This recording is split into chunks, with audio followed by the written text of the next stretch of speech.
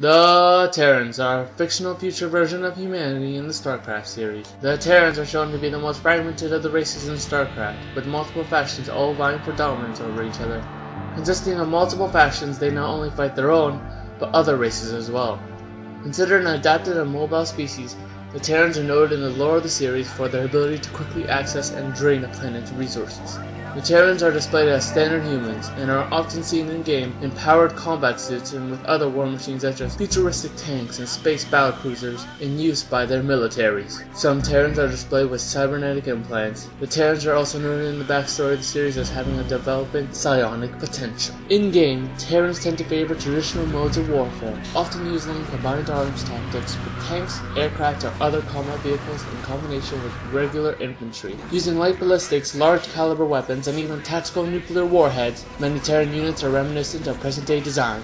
Terrans are considered to be more adapted than the other two races and are able to produce units at an average expense. Primary base structures can even lift off and fly to other locations, allowing players to move buildings for quicker troop deployments, access to new resource locations, or to save the structures from destruction by the enemy. Terran buildings and mechanized units can be repaired if damaged, and combat medics can heal wounded organic units. So let's begin with the unit overview. The SCV, built from the command center, it costs about 50 minerals and is the basic resource gathering unit for the entire Terran Empire. This futuristic forklift is able to gather minerals, Vespene gas, and build various structures. Nothing very special here, it is a unit that gathers resources, just like in any other RTS.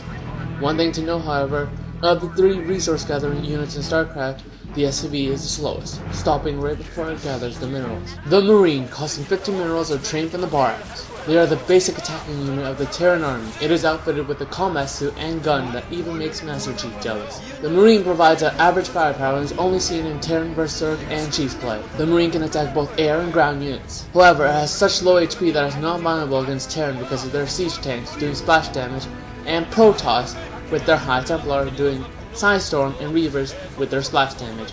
All in all, the Marine is cannonball. The Firebats, requiring an academy, they are trained from the barracks. This toasty fire hazard is armed with flamethrowers on its arm, great for marshmallows. Causing 50 minerals and 25 gas, this unit is a very specialized unit. Its flames can do splash damage and can only hit the ground. This makes it very good against Zerglings and Zones, but nothing else. This is also due to the fact that its range is pretty much the melee range. It can shoot for crap. Pretty much you will not see this unit used at all unless it's against a Zerg. The Ghost, the sneaky unit of the bunch, requires 25 minerals and 75 gas to pump. However, this unit is late game as it needs a barracks, an academy, science facility, and a covered ops add-on to even start production. Thus, this barracks unit is rarely seen and has abilities such as Cloak, Lockdown, and Nuke. Although Nuke sounds awesome, it is not cost effective as it requires a nuclear silo add-on and an additional 200 minerals to produce a nuke. However, this son of a bitch will be seen all over the campaign as the computers love to throw these everywhere and locking down your units. You will learn to hate ghosts in single player.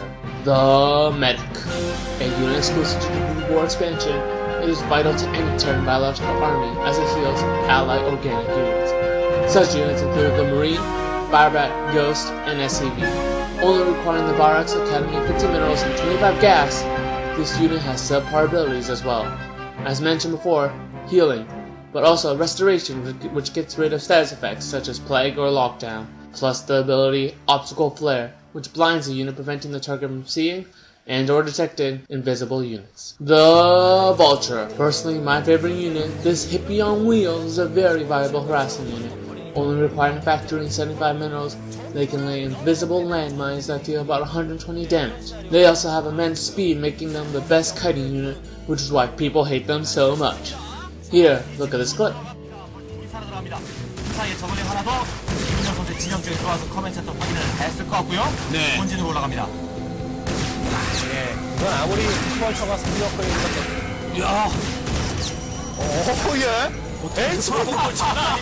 HP 없는 볼차! 맞다고요? 야, 이거 살아나오면 박태균 선수의 예측 밖에서 벗어나는, 야, 이거 예측 밖에서 벗어나는 행동입니다. 드론 피해가 없을 수 있었는데 드론 피해가 있게 된 거죠. 하나.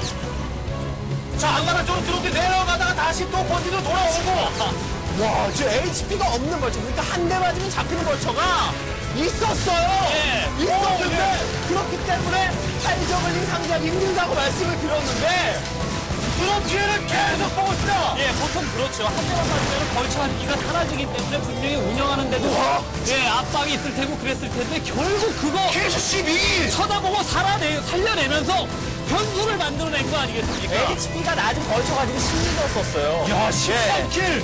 박태민 선수가 HP 낮은 벌처를 언제 잡아낼 거라는 걸 알고 예!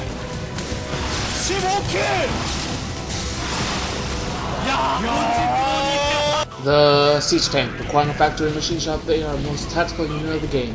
Only costing 150 minerals and 100 gas, these tanks have the ability called Siege Mode, giving them greater range and damage, however making them immobile.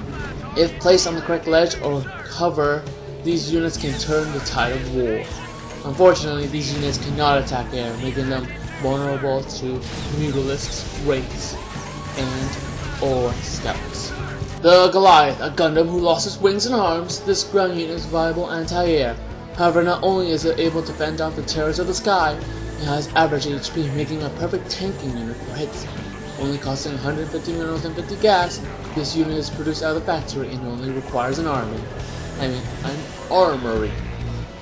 The Wraith is a cloaking harasser that only costs 150 minerals, 100 gas, and is built out of Starport. This thing is very viable in Terran vs Terran, as it can provide vision for the siege lines, allowing units to the Wraith attacked me. The dropship. It's a dropship. Carries things. Carries units. It costs 100 minerals, 100 gas, built out of Starport, and requires a control tower add-on. The Valkyrie. An air-to-air ship that can only attack air. Very redundant. Air-to-air ship. Anyways, this unit can only attack air, costing 250 minerals, 125 gas. Requires an armory, starport, and a control tower add-on. This unit also does splash damage, making it very useful against mutalisk clumps, other air units, and pretty much other air units. This is an air unit killer. Must I repeat myself? Monsieur Scientist is a detector that sees invisible units, costs 100 minerals, 225 gas, requires a starport, and a science facility. This unit can cast Defense Matrix, EMP Shockwave, and Irradiate, making it the spellcaster of the Terran army. Finally, the Battle Cruiser, costing 400 minerals, 300 gas, requires a starport, control tower add-on, science facility, and a physics lab add-on. This unit is the ultimate unit of the game, having about 500 HP, attacking both air and ground, and the ability Yamato. Yamato cannon. Probably ripped off from Gundam. This thing can deal a whole lot of damage. Specifically about 260 damage. Yeah, 260 damage. Making it perfect unit in clumps. Not really necessary. Clumps. Clump. This is the basic unit overview. Nothing much, just a basic analysis of units. We will not learn anything as complicated as the 1 back FB, 2 back Vulture. None of them here. After all, this is just for the Starcraft campaign. Nothing really hard in this game, except the fact that in the Terran campaign, you'll be starved out of resources. Thank you, that is all. Thank you for watching. Go ahead. Destination? Yes, sir. Destination? Orders, sir.